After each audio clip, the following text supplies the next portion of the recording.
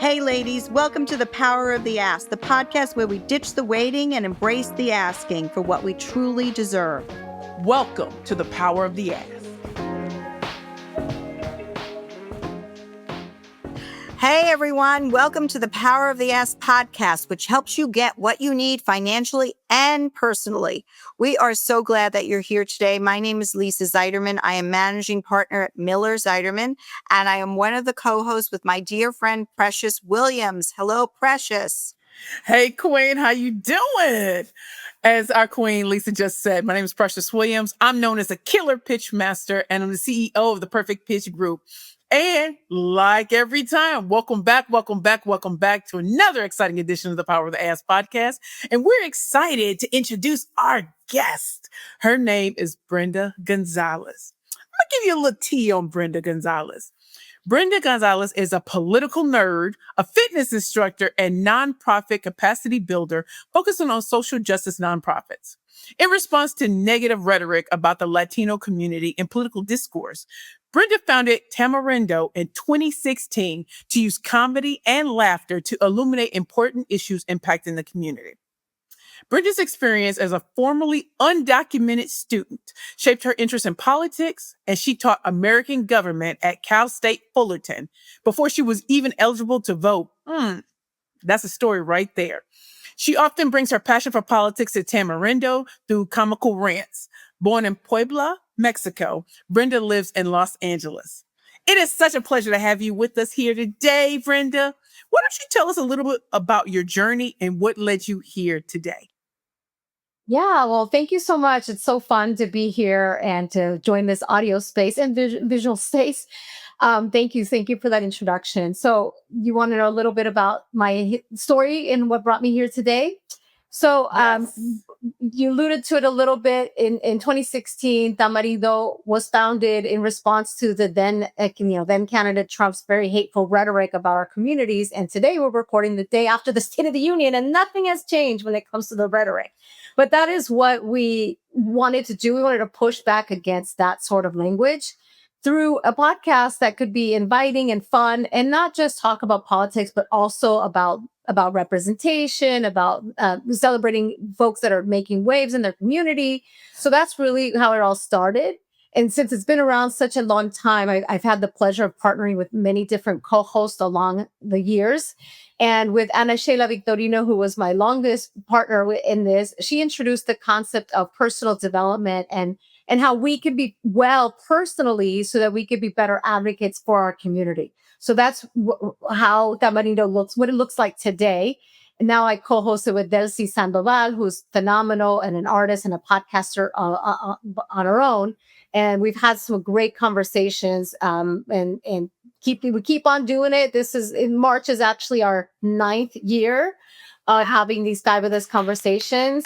Thank you. And it's great because it's Women's History Month. So yay, Come on to celebrate. So this is probably the most timely question to be asking at this point, and I'm going to ask it, and it just feels like it's unbelievable that I'm asking this today. How, Brenda, did your experience as a formerly undocumented student shape your approach to politics and to activism? And I guess I'm going one step further. How does it shape it today? Yeah, I mean, I think that my political awakening, if you will, stems from my immigrant experience. I mean, my family and I immigrated to the U.S. when I was 4 years old. We immigrated because my brother was diagnosed with a terminal illness and it would require him to use a wheelchair. And we just knew that it would be much more accessible and a higher quality of life to live in the U.S. So that's what brought us to this country. And as people that might be familiar with immigration, there isn't always a clear path to becoming a resident or a citizen. So my parents, although they had work permits, their situation was precarious and there was zero path for me and my brother. But eventually my parents were able to become residents and eventually citizens. But in that process, I aged out. I became 18 or even earlier than that. I became aware of how this really, really impacts me when I needed to apply for college, and knowing that I wasn't going to be eligible for a lot of the federal and financial aid that my peers were eligible for. And I felt really let down because all this time I was sold this American dream. You work super hard. This is a meritocracy. And I earned those grades, and I had very difficult classes, and I got accepted to my dream school, but I wasn't going to be able to afford it because I would have to pay as a non-resident, even though I lived in Los Angeles since I was 4, or lived in Southern California since I was 4. So it became really apparent, like, oh my gosh, there's things that are out of my control that really impact my opportunities, my options. So that's where my like political awareness became illuminated. I did go to the local university, Cal State Fullerton, which was very affordable for my family, but I did have to pay as a non-resident for that first semester. Luckily, there was already recognition that there was many students like me that were facing this challenge of like, this is their home and this is where they want to continue their education, but it's becoming very inaccessible. So there was a law in California called AB 540 that allowed students like me to be able to attend state schools as if we were residents because we have lived here this entire time.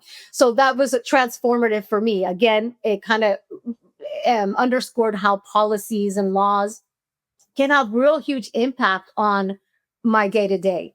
So I took a political science class and I was like, wow, this really speaks to me. I want to be part of, or I want to understand the power dynamics that shape our laws and policies. And I want to be able to influence those laws and policies so that they are more just, more equitable. So that's kind of how that shaped my interest into my political science major.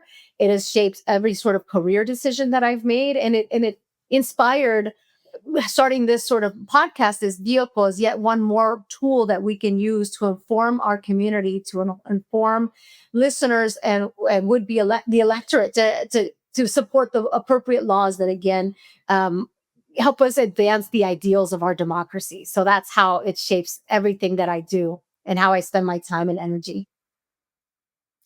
I love the fact that you taught an American government class prior to voting for even the first time. That's amazing to me. And I'm sure as you were teaching this class, there were some things that really struck you about what is said about America and what it really is like to live here. What were some of the things that shocked you versus what you've been told versus what you experienced? Can you share that with us? Yeah, and I think a lot of us are having this awareness, right? That the American dream, this idea of working hard, that we the land of opportunity, we are all realizing that those are wonderful ideals, but the reality is very different, right? We wouldn't need something like Savvy Ladies if women had economic policies that made it so that there are CEOs in the same amount in equal representation, right? We know that these ideals are not achieved. So that's what surprised what we all, as we increase our awareness, I'm sure that's what's surprising for all of us is like, oh, I thought we were the freest country in the world, and we think all these things, and we're starting to realize how those things are very precarious, and we're a long way from those ideals. I think that's the biggest surprise. And I like to tell people that the fact that I was able to teach American government even before I was a resident or a citizen, I did have the legal right to work, so I will mention that, but I wasn't able to vote. But here I am talking about the importance of voting, how our government works, all of these things that I'm teaching to people, the majority of which are probably U.S. born citizens. It's really kind of ironic, right, that I was able to teach that, or even the process of becoming a citizen, the things that you have to study for the test, for the exam. I think if you walked in front of anybody down the street, they probably wouldn't be able to pass the test, because we have one of the challenges we have is that there isn't much civic education. We need to inspire more people to know about how their government works and to know that they have power. Because even though I couldn't vote at the time, I mean, I knew that I had power in being an educator. I have power through my voice. I have power through encouraging others that can vote. I have power through donating or volunteering. There's so many different ways that we can be active citizens without having a piece of paper saying that you are an actual citizen. amazing, really amazing, and a really good thought process in terms of empowering yourself to make your voice heard, Brenda, and to help others actually to be inspired. And that's why we do this podcast, frankly, is to inspire others. And so that's really is inspirational. You founded Tamarindo in 2016, and now Delcy Sandovala, am I saying it correctly? Delcy Sandoval. Okay, is your co-host.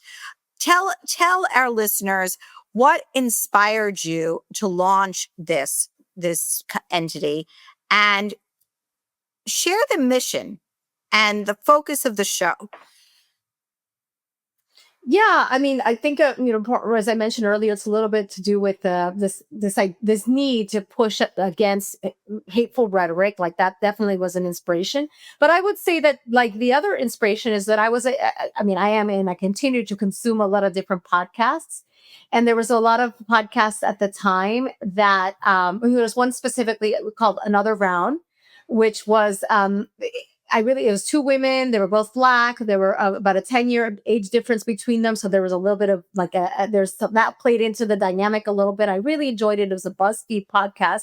And there was other podcasts like that, but I didn't hear the Latina version. I didn't hear like two Latino people or Latina specifically talking about these issues. And the other big opportunity that I have is that my husband, Jeff, is an audio producer for fun. He makes music and sound, and he had a studio. So I was like, okay, well, I got the skills here. I've got the interest. I'm going to start this. So it was really very just going for it, just deciding to like give this a try. And I really wanted it to be two women. So when I initially started it, I was working with a former intern where I worked, and we had that 10-year gap. And so we had a really good thing going as we were imagining it. And one of the first steps that we did is we created a survey to kind of ask our friends, like, what would you want from a podcast and what would you want to call it? So when we did that survey, that was kind of our way to telegraph to our friends and family that we're working on something. Well, that person that I was working with originally, she realized like, wow, this is going to be a lot of work and I've got a lot going on. I think I'm going to bow out. But people had already seen the survey, including my friend Luis. He's like, what is this? This looks fun. And so he and I were like, well, well, if you think it's fun, let's get on this. And so it was very playful. Like it really wasn't with a huge mission in mind. Just like, I think we need to have something that counter the narrative. I think I've got a great asset with my husband that could produce it. I have somebody that's interested in it. Let's just go for it. And it has evolved from there. And it's been super, super fun. And now I think there is a very formalized mission. Like it really is about uplifting our community. It's about educating our community about key issues, but it's also fun and using laughter to call people in. With our tone is always like fun and informative. So fun and informative is really the approach we go with. And then we've been able to also highlight some folks that are making waves in, like, for instance, like around Latino representation. We know that there isn't much. And when it comes into Latino representation in media and entertainment, so you'll see some of those sort of creatives come and join the podcast. And next week we're going to interview a nutritionist. So now that we've incorporated that personal development piece, we want our listeners to be well so that they can be the best advocates for the community. That's really opened up a whole other universe of type of guests that we could talk to about. And I like to think of it as almost like a magazine, right? Like a magazine's going to have your lifestyle section. It's going to have like human interest, but it might have some key information and key reports. So it's a little bit of all of that in this podcast and platform. Good for you. I love that. So I apologize for not saying Tamarindo right, because I love the way. Oh no, you're fine. I think that sounds great. I don't have any inflections. I'm trying. So Tamarindo uses comedy to shine a light on important issues, from neurodivergence to financial literacy to self-care. You were just talking about nutrition and beyond. But how do you view humor and fun and comedy as powerful tools for activism and driving personal and social change? Yeah, I think that a lot of communities that have been oppressed will probably say that there's a lot of humor and laughter in those communities, because sometimes you need a laugh to stop from crying. Right? Come on, So, now. Come on. yeah, I know that resonates, I'm sure, with a lot of listeners that are hearing this. And so it's so like part of our community to like humor is such a like useful tool. So I think that's just sort of innate. So I think that's why it's a fun way to call people in. And because we have a challenge, right? We need people to be inspired to act. That's what we need. We need people to feel inspired to act. And it's very difficult to feel inspired if you're being shamed. It's very difficult to feel inspired if it just seems like doom, doom, doom, right? So kind of having that balance, and it's challenging because it is very, there are we're in dark times. There are things that are really, really hard to see any sort of levity to it. But I think it's just still continues to be a tool to call people in. That's really what we are trying to do, not call people out, but call people in. Ladies, are you ready to take control of your future? Do you dream of financial stability, freedom, and a life that truly deserves you? For over 20 years, Savvy Ladies has empowered women from all walks of life to make smart financial choices, achieve our goals, and build a brighter future. We built Savvy Ladies as a community of women supporting women. We offer free financial educational programs, a trusted helpline, and guidance and advice from America's top financial professionals. You can access the financial helpline at savvyladies.org or where you get your apps under Savvy Ladies. Savvy Ladies equips you with the knowledge, confidence, and support you need to thrive. So don't wait. Join Savvy Ladies today and start building your financial confidence and well-being now.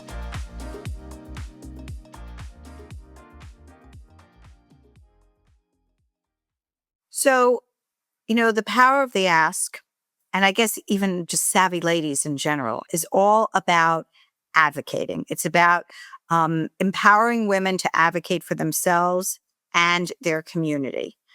And I'm kind of curious, what is the biggest ask that you have ever made? And how did that ask shape either your career or your life generally, or your family life?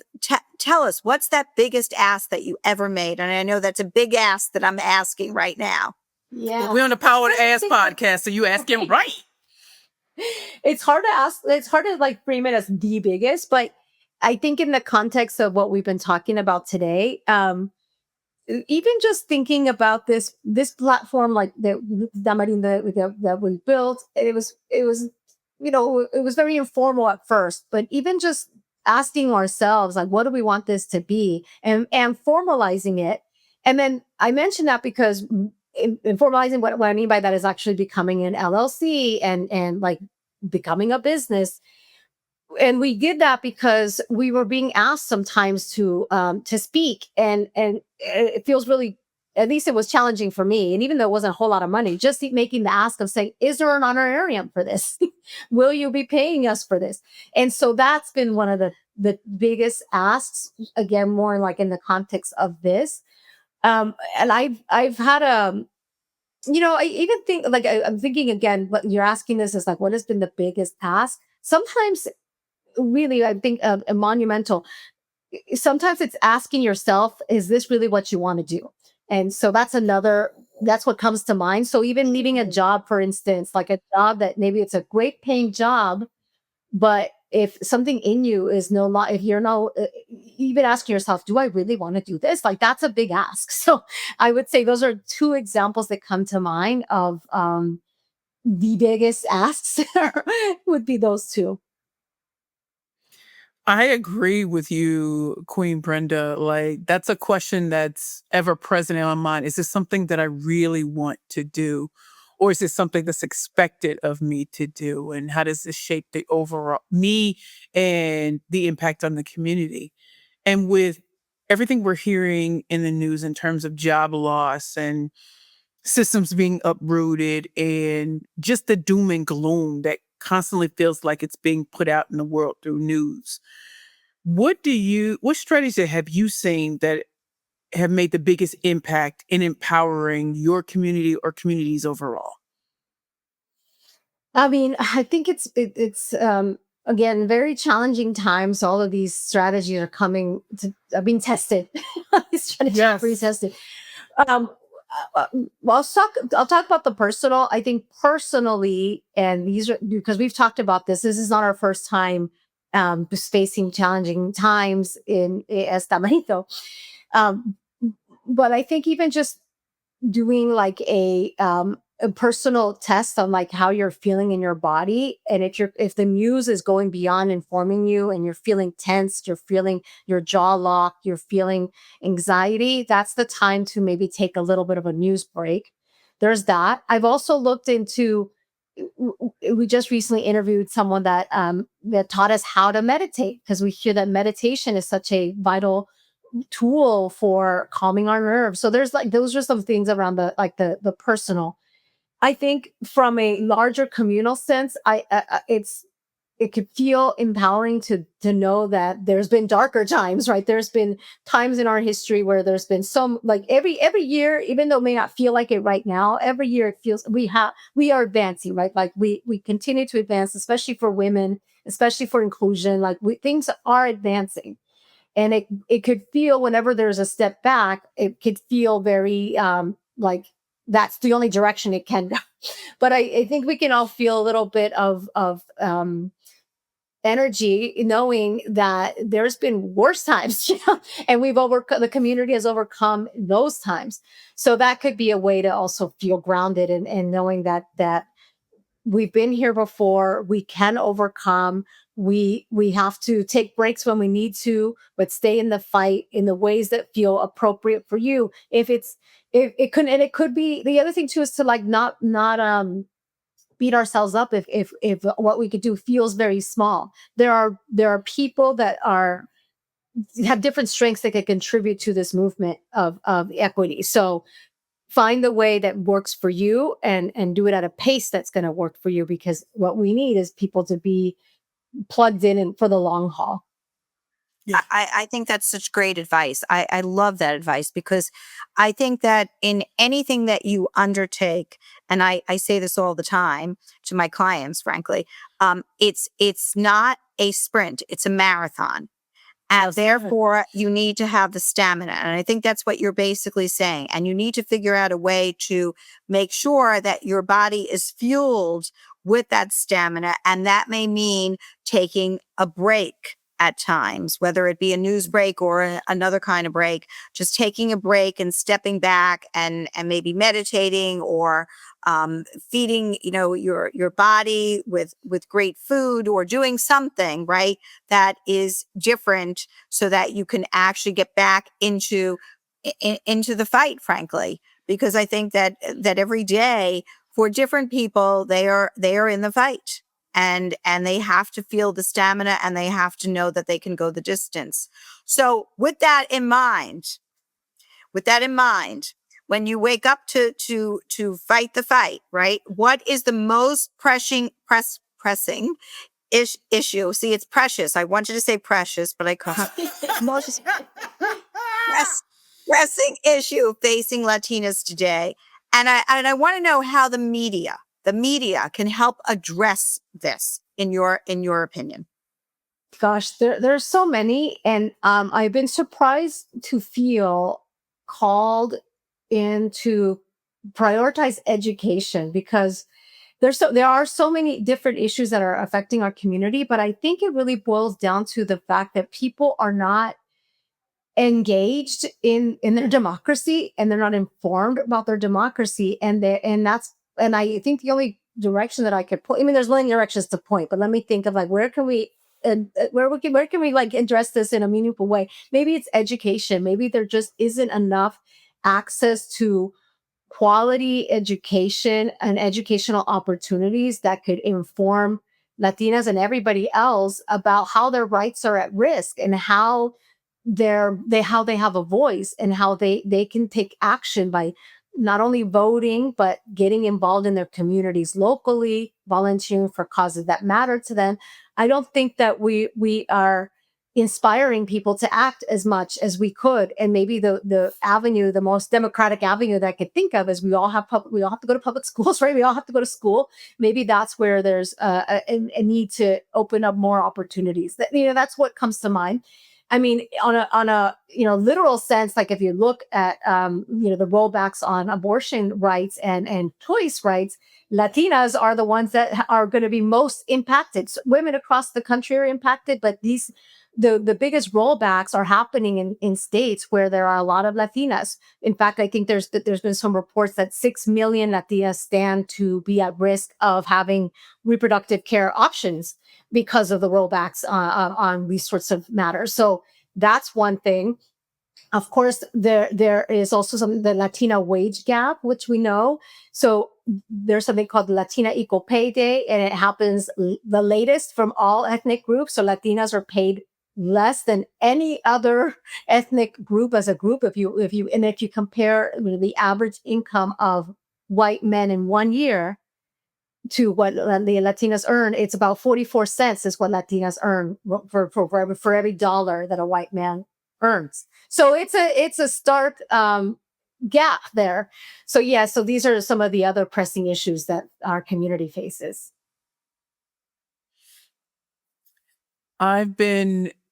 As I'm watching you and I'm watching you advocate and so clearly articulate what are the pressing issues and then dropping statistics in there, it reminds me of something that I never realized until I got much older. So my grandmother was the first person to listen to me and to listen to me and tell me that I could be anything. And I was 15 years old. And she helped build my voice. And eventually I became a speaker and a trainer. But she saw something in me. And as I've gotten older, I've used that voice to be an advocate for people who are experiencing homelessness or unhousedness or going through traumatic transitional phases in their lives.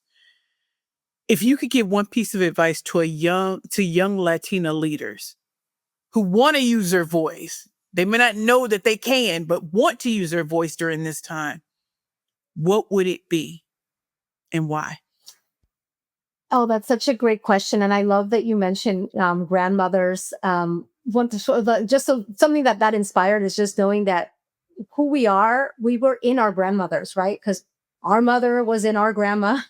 And so that there's that connection to our grandmothers. And that's such a beautiful reference to talk about, to say that your grandmother was the first to listen to you, and bless our grandmothers. I love that. My piece of advice to women, young girls that are thinking about how to use their voice, I think one thing that I've learned is it's a practice. Honing your voice is a practice. And so I've had a lot of practice through this podcast, and talking to amazing women and talking to amazing leaders. So that's in knowing, and every day is an opportunity to get better. So think of it as a practice, and you don't have to be a public speaker. It could be writing. So maybe it's like having a diary every day to just reflect on, and no one has to read it, but the practice of writing is one way to hone in on your voice. Or even like being a more active listener or reader. If you listen to podcasts that you really like, what is it about that person's voice that you like? And that kind of can help shape what your voice might look like, because you can identify what pulls you in. Same thing with reading. If identifying what from a book or an article calls you in might help you understand what your voice might be. So that would be it. I would say it's a practice. Hone it in. It's not going to happen overnight, and you can continue to shape it. That's the beauty of a practice. That's great. I think that's really exceptionally great. And would you also say, Brenda, that it's not just practice, but it's also control, right? It's controlling your voice. I kind of think that people need to think of their voice as something very important, and so their words mean something. Yes, and they need to use their words carefully and thoughtfully. Right? I think yes, I think that's such a great point, because I mean, one of the challenges I think people need to realize that their point is real, their voice is very important, and then you do have influence. You don't have to be an influencer to have influence. You have influence, and I saw that kind of come up with, I keep me mentioning that I felt that people have felt uninspired, and if we really look at the election, a lot of people didn't vote, right? Didn't vote, and part of it is, I think, it's the way that people talk about politics and issues, in a way that could inspire people to stay home instead of the opposite. So yes, just know that your voice matters, and we have to think of ways and messaging that inspires action. And it's challenging. We all know that this is very challenging stuff, and it does feel a lot more comforting to just stay at home and watch a bunch of reality TV, which I also enjoy. Like, but it's like, look, we have to like know that our actions have consequences, and so does our inaction. So yes, that's really important, Right. point, to be mindful of what how we use our voice. Mhm. And that brings me to the most important question, we think, and we ask all our guests this question. So it's about using your voice, and it's about the power of the ask. And the question is, why is the power of the ask crucial to women, especially financially? Yes, this is an excellent question. Again, I guess I'm full of all these stats, and I can't find the study to cite this, but I do know that research shows that negotiating is actually, it turns out that women, let me back up. Certain nonprofits and organizations, in order to be more equitable, are telling you telling you outright that they will not allow negotiation. And the reason that they do that, and that's actually an equity practice, is because women do not make the ask. So allowing space for negotiation is going to translate into perpetuating the inequity. So that's why some very progressive organizations and nonprofits specifically don't allow negotiating, because studies show that women don't negotiate. So that just points to why it's so important to make the ask, because there's already so much data to show that women are not making the ask.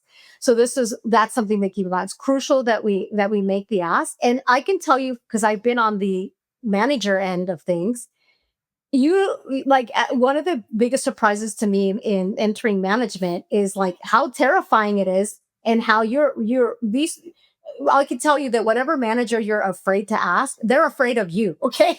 They're afraid of you asking. So just take back the power. You do have the power to ask. And the other thing too is, like, it may not be immediate for a raise, if we're talking about financially, but like, at least you're signaling that you are interested in moving towards a path of a raise or a promotion, or getting paid for your work. There's nothing you lose in asking. So I think that's the power of the ask, is that, remember, you do have power. Your manager's more afraid of you than you are of them. I'm telling you. I can speak from experience.